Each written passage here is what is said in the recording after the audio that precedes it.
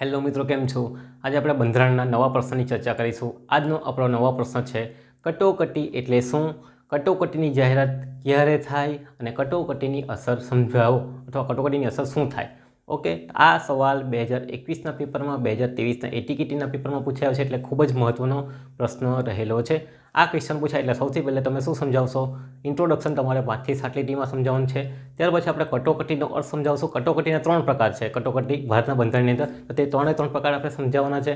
ત્યાર પછી કટોકટી સંબંધિત જેટલા પણ કેસ હોય તો તે તમારે સમજાવવાના અને સમાપન લખીને આપણે વાત પૂરી કરવાની રહી. તમારા જો ક્વેશ્ચન 20 માર્કનો પૂછાય તો તમારે 7 થી 8 પેજ ભરવાનો પ્રયત્ન રાખવાનો, અને ક્વેશ્ચન તમારો જો 15 માર્ક 14 માર્કનો પૂછાય તો 6 તો મિનિમમ પેજ તમારા ભરાવો જોઈએ. બાકી તમારા ઉપર છે, તમે 10 પેજ ભરો તો પણ વાંધો નથી, પણ તમને લખતા આવડવું જોઈએ. ચાલો શરૂઆત કરીએ. સૌથી પહેલાં પ્રસ્તાવનાની.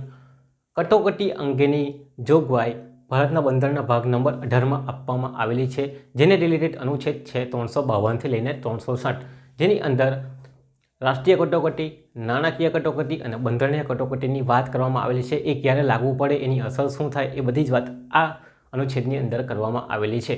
3 ટાઈપની અહીં કટોકટી છે. એક છે રાષ્ટ્રીય કટોકટી, જેની અનુચ્છેદ છે 352. બીજી છે બંધારણીય કટોકટી, એની અનુચ્છેદ છે 356. ત્રીજી છે તમારી નાણાકીય કટોકટી, જેની અનુચ્છેદ છે 360. તમારે યાદ રાખવું હોય તો રીબીન તરીકે યાદ રાખવાનું છે. માથામાં પેલા છોકરી લોકો બાંધે ને રીબીન, તો રીબીન રાષ્ટ્રીય કટોકટી, બંધારણીય કટોકટી, નાણાકીય કટોકટી 352 વત્તા 4 356 વત્તા 4 360. ચાચાનો સરવાળો અહીં આવે છે. તો આ રીતે તમારે પ્રસ્તાવનાને ફ્રેમ કરવાની છે. હવે આપણે વાત કરીશું કટોકટી. કટોકટી કોને કહેવામાં આવે? આ મિનિંગ આપેલો નથી, પણ આપણે બનાવવાનો છે.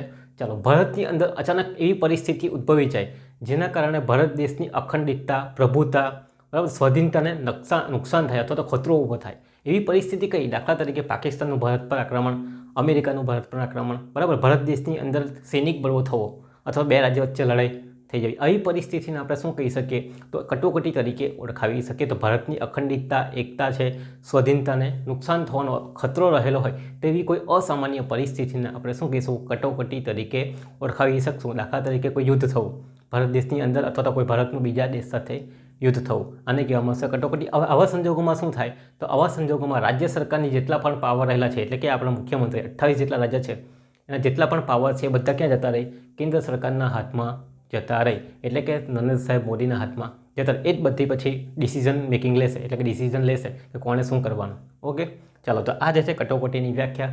આપણે કટોકટી 3 રીતે બંધારણની અંદર આપવામાં આવેલી છે, જે મેં વાત કરી ગયો છે. રાષ્ટ્રીય કટોકટી, બંધારણીય કટોકટી અને નાણાકીય કટોકટી 52, 56 ને 60, એટલે કે 352, 56, 360. આ રીતે યાદ રાખવાનું છે. હવે અહીં તમારે 3 કટોકટી સમજાવવાની છે. અહીંયા ચોખવટ નથી કરેલી કે કઈ કટોકટી સમજાવવાની છે, એટલે આપણે 3 કટોકટી સમજાવવી પડે. જો તમને રાષ્ટ્રીય કટોકટી કઈ તો એ સમજાવવાનું, પછી બાકીની કટોકટી સમજાવવાની જરૂરિયાત નથી. પણ અહીં 3 આપણે સમજાવી દઈએ એટલે બધી જ વાત પૂરી થઈ જાય. ચાલો લખશું શું? સૌથી પહેલાં આપણે લખશું કે રાષ્ટ્રીય કટોકટી ક્યારે લાગુ પડે, કયા કયા સંજોગોમાં ઉદ્ભવે. ત્યાર પછી રાષ્ટ્રીય કટોકટી લાગુ કેવી રીતે પડે, ભારત દેશના સંસદની અંદરથી પસાર કેવી રીતે થાય.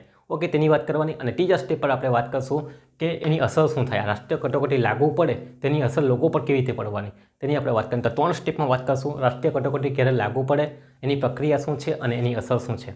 તેવી રીતે સામે બંધારણીય કટોકટીની પણ વાત કરશું, નાણાકીય કટોકટીની પણ વાત કરશું. ચાલો, તો રાષ્ટ્રીય કટોકટીની વાત કરીએ. રાષ્ટ્રીય કટોકટીની વાત આર્ટિકલ 352ની અંદર કરવામાં આવેલી છે. ક્યારે લાગુ પડે? ચાલો, નંબર 1 સૌથી પહેલાં લાગુ પડે યુદ્ધ જેવી પરિસ્થિતિ ભારત દેશની અંદર હોય તો તમારે મિનિંગ સમજાવવાનો. યુદ્ધ એટલે 2 દેશ વચ્ચે લડાઈ, બરાબર ને? ચાલો, 2 દેશ વચ્ચે લડાઈ હોય તેવી પરિસ્થિતિ, એટલે કે યુદ્ધ જેવી પરિસ્થિતિ હોય. બીજું, બાહ્ય આક્રમણ, કોઈ વિદેશી દેશ છે તે આપણા ભારત દેશ ઉપર આક્રમણ કરે તેવી પરિસ્થિતિ ઉદ્ભવે, તેને બાહ્ય આક્રમણ તરીકે ઓળખવામાં આવે. તો બાહ્ય આક્રમણ થાય. ત્રીજું છે સશસ્ત્ર બળવો, બરાબર. મ્યાનમારની અંદર ખાસ થયો હતો હમણાં, તો તમારે મ્યાનમાર બરાબર, બ્રહ્મામાં થયો હતો કે સૈનિક લોકોએ બળવો કરેલો, સરકારને પાડી દીધેલી, તો સૈન્ય લોકો બળવો કરે ભારત દેશની અંદર, એવી પરિસ્થિતિ ઉદ્ભવે. અને ચોથી વાત છે આંતરિક અશાંતિ, બરાબર. આંતરિક અશાંત થઈ જાય. આ લાગુ પડેલી 1975ની અંદર ઇન્દિરા ગાંધી સરકારના સમયમાં આંતરિક અશાંતિ લાગુ પડેલી. એના કારણે પણ આપણે શું કરી શકીએ છીએ? રાષ્ટ્રીય કટોકટી લગાડી શકીએ. તો 4 પરિસ્થિતિ યાદ રાખજો: યુદ્ધ, બાહ્ય આક્રમણ, બીજું છે સશસ્ત્ર બળવો અને આંતરિક અશાંતિને કારણે શું થાય? આખા દેશની અંદર અથવા કોઈ ભાગની અંદર આવું પરિસ્થિતિ સર્જાય છે, યુદ્ધ જેવી પરિસ્થિતિ સર્જાય. બરાબર ને, આક્રમણ થાય બાહ્ય કોઈ દેશની અંદર, દાખલા તરીકે પાકિસ્તાનવાળો ગુજરાતમાં આક્રમણ કરે તો રાષ્ટ્રીય કટોકટી લાગુ પડી શકે છે. આવી પરિસ્થિતિ ઉદ્ભવે તેને આપણે રાષ્ટ્રીય કટોકટી તરીકે ઓળખાવી શકીએ છીએ, જે આખા ભારતમાં લાગુ પડી શકે કાં તો કોઈ ભારતના એક ભાગમાં લાગુ પડી શકે છે. બરાબર ને, ખાસ ધ્યાન રાખજો, ભારતના પૂરા દેશમાં, આખા ભારત દેશમાં લાગુ પડે કાં તો ભારતના કોઈ ભાગમાં લાગુ પડી શકે. એનો મતલબ કે આખા દેશમાં લાગુ પડશે અથવા તો ગુજરાત પર આક્રમણ થાય છે, યુદ્ધ જેવી પરિસ્થિતિ આવે તો ફક્ત ગુજરાતમાં જ લાગશે, બીજે કશે નહીં લાગશે. તો આવી પરિસ્થિતિને આપણે શું કહીશું? આ 4 બાબતની પરિસ્થિતિને શું કહેવાશે? રાષ્ટ્રીય કટોકટી તરીકે ઓળખવામાં આવશે.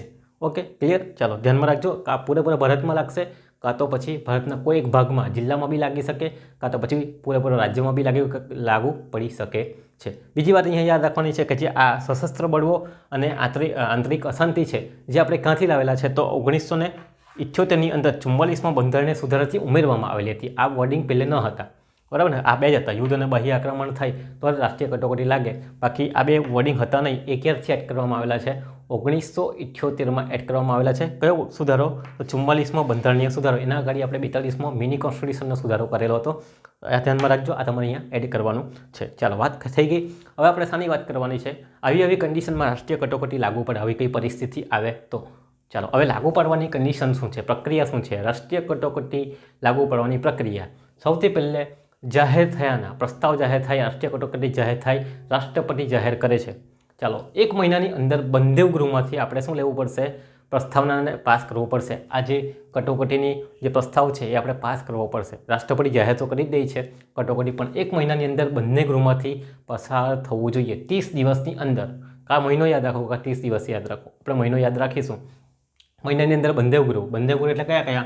પહેલે તમારું લોકસભા અને બીજો કયો છે તમારો રાજ્યસભા. બરાબર, RS અને LSમાંથી પાસ થવું જોઈએ, એ તમારે ધ્યાનમાં રાખવાનો છે. બરાબર, ચાલો, તો લોકસભા અને રાજ્યસભામાંથી પાસ થવું જોઈએ, પણ કેવી રીતે? તો બીજું સ્ટેપ છે વિશેષ બહુમતીથી. બરાબર ને, પહેલાં લોકસભામાંથી પાસ થાય, પછી રાજ્યસભામાંથી પાસ થાય, પણ મતદાન કેવી રીતે કરવાનું? તો વિશેષ બહુમતીની જરૂર છે. વિશેષ બહુમતીનો મતલબ શું થાય? સભ્ય સંખ્યા 550/2 + 1, એનો મતલબ કેટલા થવા જોઈએ? 276 વોટ મળવા જોઈએ. પ્લસ હાજર રહીને મતદાન કરવાવાળા સભ્ય સંખ્યા, દાખલા તરીકે 450 હોય, 400 હોય કે 350 ગુણ્યા 2/3 જેટલી બહુમતી મળવી જોઈએ, અને એ પાછી 275ને ક્રોસ કરતી હોવી જોઈએ. તો બરાબર, દાખલા તરીકે 300 સભ્ય છે, 300 સભ્યો ગુણ્યા 2/3 કરો એટલે અહીંયા કેટલા આવે? 200 જેટલા આવી જાય, પણ 275થી વધારે નહીં આવે, એટલે એ નહીં થાય. એટલે હાજર રહીને મતદાનવાળા કેવા હોય છે? 2/3 હોવા જોઈએ, પણ સભ્ય સંખ્યા 276 પણ ક્રોસ કરતી હોય જોઈએ. એને કહેવામાં આવે વિશેષ બહુમતી. તો વિશેષ બહુમતીથી ઠરાવ પસાર થવો જોઈએ, આમાંથી લોકસભામાંથી પણ અને રાજ્યસભામાંથી પણ. ચાલો, એ થઈ જાય એટલે તમારી કટોકટી પસાર થઈ જાય, રાષ્ટ્રપતિની સાઇન થઈ જાય. ચાલો, આ કટોકટી કેટલો સમય લાગવો પડે? તો આ કટોકટી 6 મહિના સુધી અમલમાં રહે છે. બરાબર, ક્યાં સુધી અમલમાં રહે? તો આજીવન કાળ સુધી. 6 મહિને ફરી પાછું લંબાવ્યા કરવામાં આવે છે. દર 6 મહિનાને લંબાવવામાં આવે છે, ઠરાવ પસાર કરીને રાષ્ટ્રપતિને લંબાવશે. ક્યાં સુધી? એનો સમયગાળો કેટલો છે? અનિશ્ચિત કાળ સુધી. કોઈ ટાઈમ લિમિટ ફિક્સ નહીં મળે, મન મરજી મુજબ એ લોકો શું કરી શકે? કટોકટી, રાષ્ટ્રીય કટોકટી લાગુ પાડી શકે છે. અને પછી રાષ્ટ્રપતિ શું કરશે? ઓર્ડર આપશે, પોતે હુકમનામું બહાર પડશે કે ભાઈ આપણી જે કટોકટી છે, રાષ્ટ્રીય કટોકટી નાશ પામે છે અથવા તો અહીંથી લાગુ પડતી નથી, તે દિવસથી રદ થઈ જાય છે. ઓકે, તો આ વસ્તુ ધ્યાનમાં રાખજો. અત્યાર સુધીમાં 3 વખત એવી બનાવ બનેલા છે જેની અંદર આપણે રાષ્ટ્રીય કટોકટી લાગુ પાડેલી છે. સૌથી પહેલો બનાવ બનેલો છે 1962ની અંદર ભારત અને ચીનનું યુદ્ધ થયું હતું. બરાબર, હિન્દી ચીની ભાઈ નાનો ત્યારે લાગેલો. આપણે જવાહરલાલ નહેરુ ત્યારે કોણ હતા? વડાપ્રધાન હતા. તો 1962માં આ બનાવ બનેલો છે, તે તમારે ધ્યાનમાં રાખવાનું છે. કયો બનાવ? તો રાષ્ટ્રીય કટોકટી લાગુ પાડવાનો બનાવ. ઓકે, પછી 1965 તો ફરી પાછું ભારત અને પાકિસ્તાનનું યુદ્ધ થાય છે. 1965માં તો ત્યારે પણ ફરી પાછી રાષ્ટ્રીય કટોકટી લાગુ પાડવામાં આવે છે. ત્યાર પછી 1971ની અંદર તમને ખબર છે કે પાકિસ્તાનમાંથી બાંગ્લાદેશ અલગ થાય છે, ત્યારે પણ આપણી રાષ્ટ્રીય કટોકટી લાગુ પાડવામાં આવેલી હતી. તો ભારત અને પાકિસ્તાનનું યુદ્ધ, એમાં બાંગ્લાદેશ અલગ થયું હતું. તો 1971. અને બીજી એક રાષ્ટ્રીય કટોકટી આપણે લગાવેલી 1975માં આંતરિક અશાંતિના કારણે, જે અહીં મેં તમને કીધું કે 1978માં સુધારો કરીને અંદર એડ કરવામાં આવેલી. તો 4 બનાવો છે, એમ તો આપણે 3 જ યાદ રાખવાના છે, ચોથાને આપણે વધારે યાદ નથી રાખતા. એટલે 1962, 1965, 1971 અને 1975 આ રીતે તમે યાદ રાખ્યો. તો અત્યાર સુધીમાં 3 વખત તમે લખજો, ચોથાને લખો તમારી મરજી. તો 3 વખત અથવા 4 વખત તમારી કટોકટી લાગુ પડેલી છે, રાષ્ટ્રીય કટોકટી લાગુ પડેલી છે, એવું તમારે અહીંયા લખવાનું છે. ચાલો, હવે આપણે જોઈશું રાષ્ટ્રીય કટોકટીની શું અસર થાય. ત્રીજો સ્ટેપ આપણે પહેલે શું જોયું? રાષ્ટ્રીય કટોકટી ક્યારે લાગુ પડે હવે રાષ્ટ્રીય કટોકટી લાગુ પાડવાની પ્રક્રિયા અને આપણે હવે જોવાના છે અસર. ચાલો, 3 ટાઈપના સંબંધ આપણા બંધારણની અંદર જોવા મળે આર્ટિકલ 245 લઈને 300A સુધીમાં. કયા કયા 3 સંબંધ? વહીવટી સંબંધ, ધરાકીય સંબંધ, નાણાકીય સંબંધ. તો 3ની વાત અહીંયા અસર પડશે. ચાલો, વહીવટી સંબંધ એટલે રાજ્ય સરકાર કેવી રીતે હુકમ ચલાવશે અને કેન્દ્ર સરકાર કેવી રીતે હુકમ ચલાવશે, વહીવટ કેવી રીતે ચલાવશે તેની વાત છે. ચાલો, તો અહીં બધી સત્તા આપેલી છે 245 થી 255ની અંદર એની વાત છે. તો વહીવટી સંબંધ પર પહેલી તો અસર પડવાની. શું અસર પડવાની? કે કેન્દ્ર સરકાર રાજ્ય સરકારની કોઈ પણ બાબત પર સૂચના હુકમ આપશે. એટલે કેન્દ્ર સરકાર એટલે કે વડાપ્રધાન નરેન્દ્ર સાહેબ મોદી હાલમાં કોને, ભૂપેન્દ્રભાઈ પટેલને શું આપશે? ઇન્સ્ટ્રક્શન આપશે, સૂચના આપશે કે ભાઈ તમારે આ રીતે કામ કરવાનું છે. ક્યારે?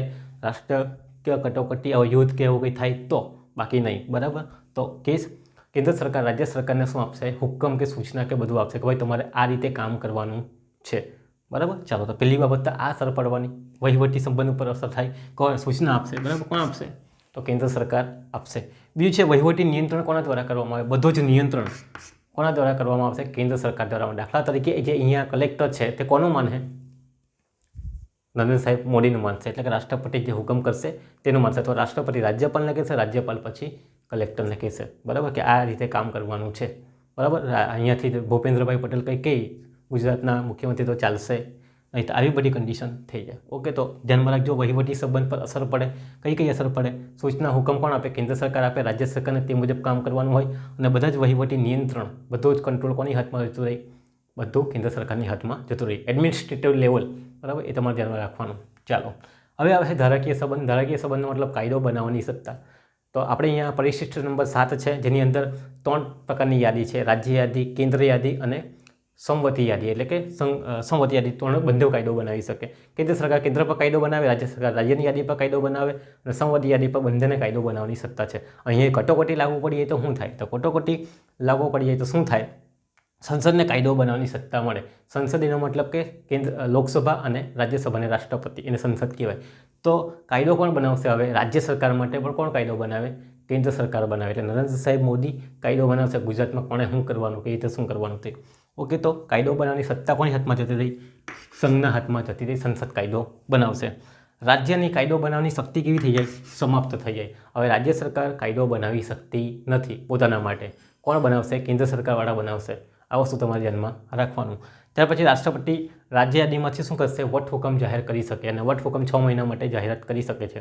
તો રાજ્ય યાદીના વિષયો આપેલા છે આપણને, જેટલા લગભગ 100 છે, 61 છે ને 52 છે, એમ કરીને વિષય આપેલા છે. તો એના ઉપર શું બનાવશે? વટહુકમ જાહેર કરશે. પોતે હુકમનામું જાહેર કરશે. આ રીતે વટો, તો આ રીતે તમારે કામ કરવાનું છે.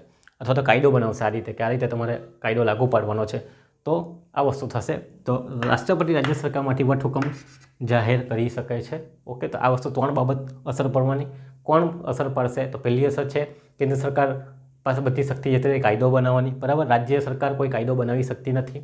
બરાબર, અને રાષ્ટ્રપતિ ચાહે તો વટહુકમ પણ જાહેર કરી શકે છે. રાષ્ટ્રપતિની સત્તાની અંદર આવે વટહુકમ. ઓકે, ચાલો, તો આ વસ્તુ છે. એ ધારાકીય સંબંધ પર અસર આવી પડે. હવે જોવાનું છે નાણાકીય સંબંધ પર. નાણાકીય સંબંધ પર શું અસર થાય? તો નાણાકીય સંબંધોની અંદર શું આવશે?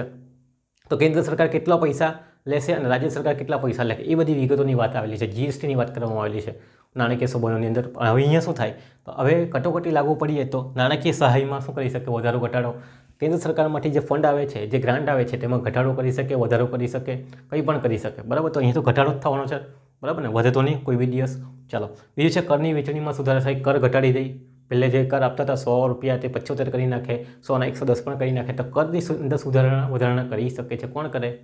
કેન્દ્ર સરકાર. બરાબર, રાજ્ય સરકાર પાસે કોઈ પાવર રહેતા નથી. એટલે નાણાકીય સહાયને વધારી શકે, ઘટાડી શકે, કાપ મૂકી શકે છે. અને કરની વહેંચણીમાં પણ વધારો કરી નાખશે. પહેલે 100 રૂપિયા આપતા હોય 75 આપે, એવું પણ કરી શકે છે.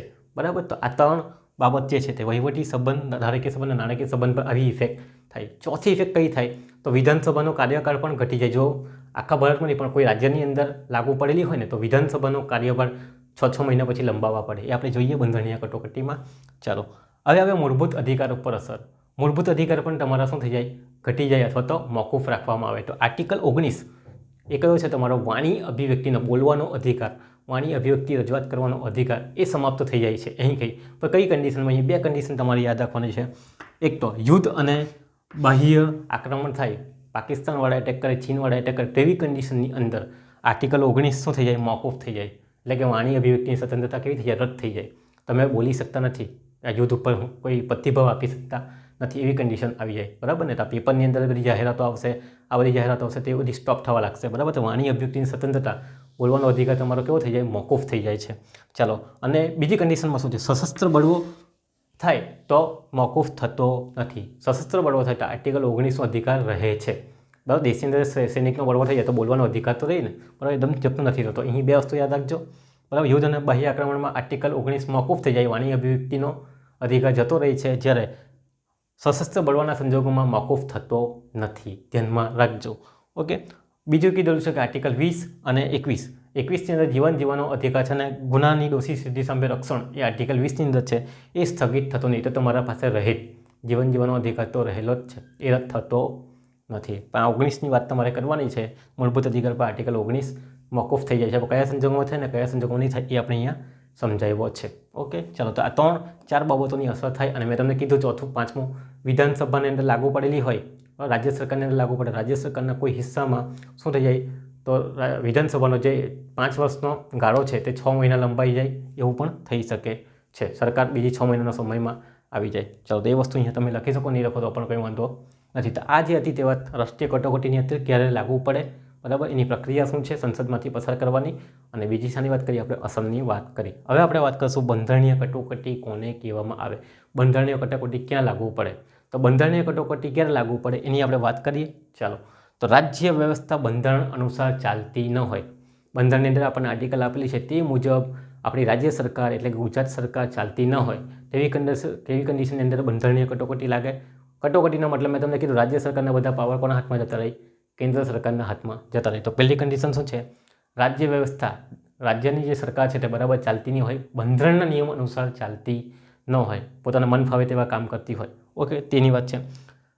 બીજી વાત કરેલી છે અનુચ્છેદ 365. અનુચ્છેદ 365 મુજબ સંઘ સરકાર જે નિયમોનું પાલન કરવા માટે રાજ્ય સરકારના કહે એ રાજ્ય સરકાર એ નિયમોનું પાલન ન કરે, એટલે કે સંઘના નિર્દેશોનું પાલન રાજ્ય સરકાર કરતી ન હોય. અનુચ્છેદ 365 મુજબ કોણ છે, તો સંઘના જે નિયમો છે, કેન્દ્ર સરકારના જે નિયમો છે, જે કાયદાઓ છે તે મુજબ રાજ્ય સરકાર વર્તી ન હોય, તેના નિર્દેશોનું પાલન નહીં કરતા હોય, પોતાની મરજીનું ચલાવતી હોય તેવી કન્ડિશન, બરાબર. અથવા કોઈ રાજ્યની અંદર યુદ્ધ થઈ જાય, લૂંટફાટ થઈ જાય, બરાબર, ને બાહ્ય આક્રમણ થાય તેવી સંજોગોની અંદર, અથવા આંતરિક અશાંતિ હોય તેવી સંજોગોની અંદર. બીજી શાની વાત કરી છે, સ્પષ્ટ બહુમતી ન હોય, બરાબર. હવે ઇલેક્શન કરવામાં આવે ત્યારે 3 પાર્ટી હોય, એટલે બહુમતી એકબીજાને મળતા નહીં હોય. દાખલા તરીકે આમ આદમી પાર્ટી, કોંગ્રેસ હોય, ને ગુજરાત આપણે અમારી બીજેપીની પાર્ટી હોય, બંનેને 30 સીટ મળેલી હોય અને બહુમતી માટે 50 સીટ જતી હોય ને એ લોકો મળતા નહીં હોય, તેવી કન્ડિશનની અંદર પછી શું થાય, તો રાષ્ટ્રપતિ શાસન લાગુ પડી જાય છે.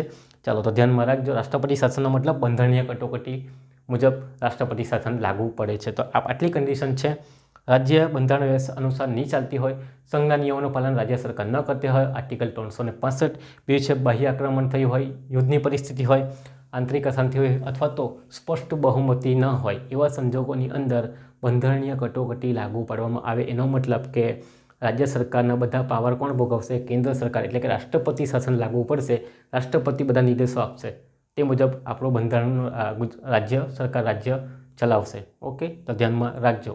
એટલે કે રાષ્ટ્રપતિ કોણ ઓર્ડર આપે, રાજ્યપાલ, અને રાજ્યપાલ પછી શું કરે, શાસન ચલાવે પોતાના નિયમ અનુસાર. ચાલો, હવે આની પણ પ્રક્રિયા છે, બંધારણીય કટોકટી કેવી રીતે લાગુ પડે. તો બંધારણીય કટોકટી ક્યાંથી લાગુ પડે, તો જાહેર થયાના 2 મહિનામાં મંજૂરી મેળવવી પડે. ક્યાંથી મંજૂરી મેળવવાની, સંસદમાંથી. સંસદ એનો મતલબ કોણ છે, તમારી લોકસભા વત્તા રાજ્યસભામાંથી. કેટલા મહિનાની અંદર, 2 મહિનાની અંદર. અહીંયા કેટલા મહિના હતા, અહીંયા હતા 1 મહિનો હતો, અને અહીંયા કેટલા મહિના છે, 2 મહિના. ડિફરન્સ જોજો, બરાબર, ધ્યાનમાં રાખજો. બહુ ઇઝી છે, કંઈ નવું નથી. પણ કઈ બહુમતીથી ઠરાવ પસાર થવો જોઈએ, તો સામાન્ય બહુમતી, એટલે કે 276 જણા વોટ કરી દે એટલે શું થાય, ઠરાવ પસાર થઈ જાય. દાખલા તરીકે ગુજરાતમાં આપણે બંધારણીય કટોકટી લગાડી હોય તો કેટલા જણને વોટિંગની જરૂર છે, 276. 550માંથી 276 વન સાઈડ પડે એટલે શું લાગી જાય, બંધારણીય કટોકટી લાગુ પડી જાય છે. પણ કન્ડિશન મેં તમને કીધી છે, આવી કન્ડિશન હોય તો જ લાગુ પડે, મન ફાવે તેમ લાગુ પાડી શકાય નહીં. એટલે લોકસભામાંથી પણ પસાર થાય ઠરાવ, પછી રાજ્યસભામાંથી ઠરાવ પસાર કેવી રીતે, 276 વોટ. અને રાજ્યસભામાં તો કેટલી સીટ છે, 250 સીટ છે. 250ના પછી તમારા શું કરવાના, હાફ કરવાના, તે મુજબની સીટ અહીંયા આવવી જોઈએ, બરાબર ને. 1 છે, એટલે કે એના કરતાં વધારે 51% સીટ મેળવી જોઈએ, મતદાન થવું જોઈએ. ચાલો, હવે સામાન્ય બહુમતીથી ઠરાવ પસાર થઈ જાય એટલે લાગુ પડી જાય. જો ઠરાવ ન પસાર થાય તો પછી રદ થઈ જાય, બરાબર, બહુમતી આ તમારી આ કટોકટી રદ થઈ જાય. 6 મહિના સુધી અમલ રહે, લાગુ પડે ને કેટલા મહિના સુધી? જો અહીંયા પણ કેટલા મહિના સુધી હતું, અહીંયા પણ 6 મહિના સુધી હતું, અહીંયા પણ કેટલા મહિના સુધી? 6 મહિના સુધી. અહીં જે હતું તે કેટલું છે? અનિશ્ચિત કાળ સુધી લાગુ પડે. અહીં અનિશ્ચિત કાળ સુધી લાગુ પડતું નથી. અહીં ટાઈમ લિમિટ આપેલી છે, કેટલા વર્ષ સુધી લાગુ પડે? 3 વર્ષ સુધી લાગુ પડે. અને જો પછી તમારે વધારે બંધારણીય કટોકટી લગાવી હોય તો પછી શું કરવું પડે? બંધારણીય સુધારો કરવો પડે. બંધારણીય સુધારાની આખી પ્રક્રિયા આર્ટિકલ 368માં આપવામાં આવેલી છે, બરાબર ને? તો બંધારણીય સુધારો કરવો પડે, લાંબી પ્રોસિજર છે. ફરી પાછો નવા નાથી ઠરાવ મૂકો, વિશેષ બહુમતી, સામાન્ય બહુમતી, બહુ અલગ પ્રોસિજર છે, તે આપણે કરવી પડે. તો બંધારણીય સુધારો કરવો પડે એમ કહ્યું છે. પણ 3 વર્ષ પછી કરવું હોય તો 3 વર્ષ અંદર જ તમારે કરવો હોય, 6 મહિના લંબાય તો વાંધો આવતો નથી. એક વખત બંધારણીય સુધારો કરેલો છે. પેપ્સુ રાજ્ય, પંજાબ, બરાબર, અને ચંડીગઢને અલગ કરવાના હતા, તે ટાઈમે એ લોકોએ બંધારણીય સુધારો કરેલો છે. અહીંયા તમે લખી શકો છો. ઓકે, ચાલો તો યાદ રાખજો, 6 મહિના સુધી લાગુ પડે. કેટલા 6 મહિના લંબાવી શકાય છે? કેટલા વર્ષ સુધી લાગુ પડે? તો 3 વર્ષ સુધી. 3 વર્ષ પછી કરવો હોય તો બંધારણીય સુધારો કરવો પડે. ચાલો ગુજરાતની વાત કરીએ, રાજ્ય સરકારની. તો ગુજરાતની અંદર 5 વખત શું થઈ છે? બંધારણીય કટોકટી જાહેર કરવામાં આવેલી છે. એક તો 1971, બરાબર, આ જ યુદ્ધ થયું હતું ત્યારે. પછી 1974ની અંદર આંતરિક અશાંતિના કારણે, 76ની અંદર, 80ની અંદર અને 96ની 80ની અંદર શું થયું હતું? અનામત થયો હતો, આંદોલન થયું હતું અનામત બાબત માટે. તો એના કારણે શું લગાડવામાં આવેલી? બંધારણીય કટોકટી લગાડવામાં આવેલી. અને આવી કન્ડિશન હોય તો લાગુ પડી શકે છે, જે આપણે અહીંયા જોઈ ગયા છે. તો 5 વખત ગુજરાતની અંદર થયું છે. તમારે લખવું હોય તો લખજો, ડીપમાં તમે સમજાવી શકો છો, પણ એટલો ટાઈમ તમારી પાસે રહેવાનો નથી. ચાલો હવે વાત કરીએ આપણે બંધારણીય કટોકટી લાગુ પડે અનુચ્છેદ 356 હેઠળ તો શું અસર થાય? તો પહેલી વાત શું થાય? રાજ્યના ખરડા, રાજ્યને જે બિલ પસાર કરવાનું હોય તે કોણ પસાર કરશે? સંસદ. સંસદનો મતલબ કોણ? લોકસભા, રાજ્યસભાને રાષ્ટ્રપતિ પસાર કરશે. આ વસ્તુ લખી દેવાની. બીજી કઈ અસર થાય? ફરી પાછું અહીંયા આવી જાય વહીવટી અસર. આ જ બધી અસર ફરી પાછી તમારે લખવાની છે. વહીવટી અસર કેન્દ્ર સરકારની હુકમ આપશે કોને? રાજ્ય સરકાર, તે મુજબ વધવાનું હોય. ધારાકીય વાત કરીએ તો ધારાકીય અંદર કાયદો બનાવવાની બધી સત્તા કોના હાથમાં? કેન્દ્ર સરકારના હાથમાં હોય. રાજ્ય કોઈપણ પ્રકારનો કાયદો બનાવી શકતી નથી. નાણાકીય બાબતની વાત કરીએ તો નાણાકીય સહાયમાં વધારો ઘટાડો કરી શકે, કરની બાબતમાં વધારો ઘટાડો કરી શકે છે. તો આ અસર થાય, બરાબર. પ્લસ વિધાનસભાનો કાર્યકાળ 1 વર્ષ માટે અથવા તો 6 મહિના માટે લંબાઈ જાય. એમ તો 6 મહિના માટે લંબાઈ જ ગઈ હોય, કટોકટી જાહેર થાય, પછી 6 મહિનાની અંદર ફરી પાછું ઇલેક્શન કરવાનું હોય, એટલે 1 વર્ષ માટે લંબાઈ જાય, એમ આપણે કહી શકીએ છીએ. આવું તમે લખી શકો. પછી મૂળભૂત અધિકારની પણ વાત આપણે કરી ગયા બંધારણીય અધિકારની અંદર, તો એ વસ્તુ પણ અહીંયા તમે લખી શકો. પણ આપણે લખવાની વહીવટી, ધારાકીયના, નાણાકીય સંબંધોની વાત કરવાની, બીજી વધારેની વાત નહીં કરો તો પણ ચાલશે. પણ એ જ વસ્તુ અહીંયા ફરી પાછી લખવાની આવે, એટલે ફરી પાછો સમજાવતો નથી. ઓકે, પણ તમારે અહીંયા લખવાની રહેશે 3 બાબત. Okay, clear? ચાલો હવે આપણે વાત કરીએ ત્રીજી આપણી કટોકટી કઈ છે? નાણાકીય કટોકટી, જેની આર્ટિકલ છે 360, બરાબર. ચાલો, નાણાકીય કટોકટી એટલે શું?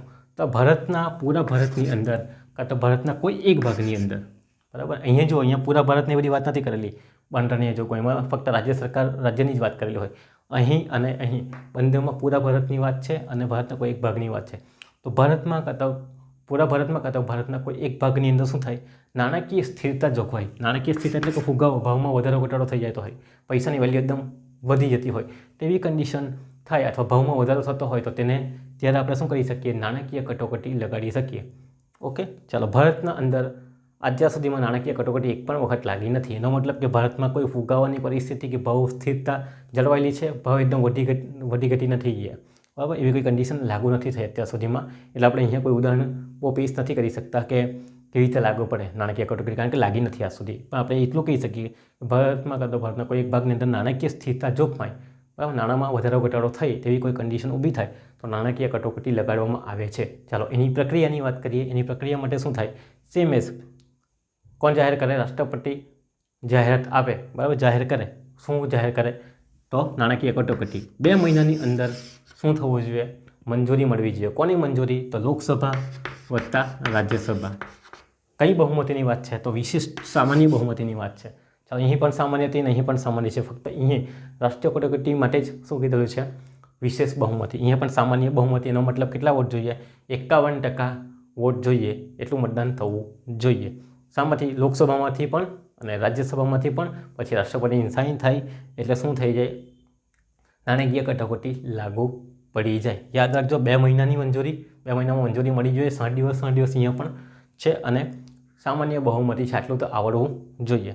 ચાલો, પછી આને રદ કરવી હોય તો રાષ્ટ્રપતિ જાહેરનામું બહાર પાડે અને રદ થઈ જાય છે. ચાલો, ભારતમાં, પૂરા ભારતમાં લાગુ પડે કાં તો ભારતના કોઈ એક ભાગમાં લાગુ પડે છે. તો આટલી વાત તમારે અહીં લખી દેવાની છે. ભારતમાં અત્યાર સુધીમાં એક પણ વખત નાણાકીય કટોકટી લાગુ પડેલી નથી. હવે એની અસરની વાત કરીએ. ચાલો તો અસરની વાત કરીએ. આ અસર બંને કરતાં અલગ છે, એમાં મિક્સ ન કરતાં અલગથી જ લખવાની છે. શું થાય? પહેલાં તો સુપ્રીમ કોર્ટનો જજ, હાઈકોર્ટના જજના પગાર ભથ્થા છે એમાં ઘટાડો કરવામાં આવે. ઓકે, તો સુપ્રીમ કોર્ટનો અને હાઈકોર્ટનો જે જજ હોય તેના પગારમાં ઘટાડો કરવામાં આવે, પણ રાષ્ટ્રપતિ છે, રાજ્યપાલ છે, એ લોકોના પગારમાં ઘટાડો કરવામાં આવતો નથી. અહીં તમે લખી શકો છો જવાબને લંબાવવા માટે, પણ જવાબ એટલો બધો મોટો છે કે આપણે બહુ વિશેષ લખવાની કંઈ જરૂરત નથી. હાઈકોર્ટનો જજ, સુપ્રીમ કોર્ટના જજના પગારમાં ઘટાડો કરવામાં આવે અથવા વધારો કરવામાં આવે, ઘટાડો જ કરવામાં આવે, બરાબર. વધારો કરવામાં આવતો નથી. પગારમાં કાપ કરવામાં આવે. બીજું છે કે કેન્દ્ર સરકારના જે કર્મચારીઓ છે, કેન્દ્ર સરકારના કર્મચારીઓનો પણ શું કરવામાં આવે? પગારમાં કપાત કરવામાં આવે અથવા તો પગારમાં ઘટાડો કરવામાં આવે અથવા તો ભથ્થાઓને બંધ કરવામાં આવે. એવી કન્ડિશન લાગુ પાડી શકાય છે જો નાણાકીય કટોકટી ઉદ્ભવે. અત્યાર સુધી ઉદ્ભવી નથી એટલે એવું કંઈ કરેલું નથી, પણ આવું કંઈ કરી શકાય છે, બરાબર. ભારતમાં આ સુધી લાગુ પડેલી નથી. ત્રણેયમાં રાષ્ટ્રપતિની ઘોષણા બાદ આપણે કટોકટીને રદ કરી શકાય છે. રાષ્ટ્રપતિ શું કરશે? જાહેરાત કરશે કે ભાઈ હવેથી આપણી કટોકટી જે બી હોય, ત્રણ કટોકટી તે સમાપ્ત થાય છે, એ રીતે સમાપ્ત કરી શકાય છે. તો આ જે છે તમારી વાત, તે તમારે સમજાવવાની, પ્રસ્તાવના સમજાવવાની છે. મેં તમને સમજાવી ગયો છે. પછી કટોકટીનો અર્થ સમજાવવાનો છે આ રીતે. પછી રાષ્ટ્રીય કટોકટી, એની અંદર 3 સ્ટેપ સમજાવવાના કે રાષ્ટ્રીય કટોકટી ક્યારે લાગુ પડે, એની પ્રક્રિયા શું છે, એની અસર. ફરી પાછું બંધારણીય કટોકટી ક્યારે લાગુ પડે, એની પ્રક્રિયા શું, એની અસર સમજાવવાની. પછી નાણાકીય કટોકટી એ ક્યારે લાગુ પડે, એની પ્રક્રિયા શું છે અને તેની અસર. એમ કરીને વાત પૂરી કરવાની રહી છે. અને પછી તમારે આખરમાં શું લખવાનું છે? સમાપન. જ્યારે ભારત દેશની અંદર કોઈ ભાગમાં અથવા પૂરા ભારતની અંદર આવી કોઈ રાષ્ટ્રીય કટોકટી, બંધારણીય કટોકટી અથવા નાણાકીય કટોકટી ઉદ્ભવે તો આ રીતે એની પ્રક્રિયામાંથી પસાર થવું પડે. અને એની અસર કઈ રીતે થાય? તો મૂળભૂત અધિકારો ઉપર અસર થાય, વહીવટી અસર થાય, નાણાકીય અસર થાય, નાણાકીય સત્તા ઉપર એની અસર પડે છે, જે ઉપર મુજબ થાય છે. એ રીતે તમારે સમાપન લખીને વાત પૂરી કરવાની રહી છે. ઓકે, જો કોઈ તમને કેસ મળે તો મેં તમને કીધું કે પેપ્સો, બરાબર, રાજ્ય પંજાબ, ચંડીગઢ, બરાબર, અને હરિયાણા માટે જે છે એ તમે અહીંયા દર્શાવી શકો છો. એ કેસ તમારે આવે છે, પણ એ કેસ લખવાની કોઈ જરૂરત મને લાગતી નથી, કારણ કે સવાલ બહુ લાંબો છે અને સમજતા બી વાર લાગશે અને લખતા પણ વાર લાગશે. એટલે જેમ બને તેમ શોર્ટમાં સમજાવવાનો પ્રયત્ન કરજો તો તમારો માર્ક સારી રીતે આવી જશે. ઓકે, ફરી પાછા બીજા સવાલમાં આપણે મળીશું નવા સવાલ સાથે. ત્યાં સુધી તમારો આભાર.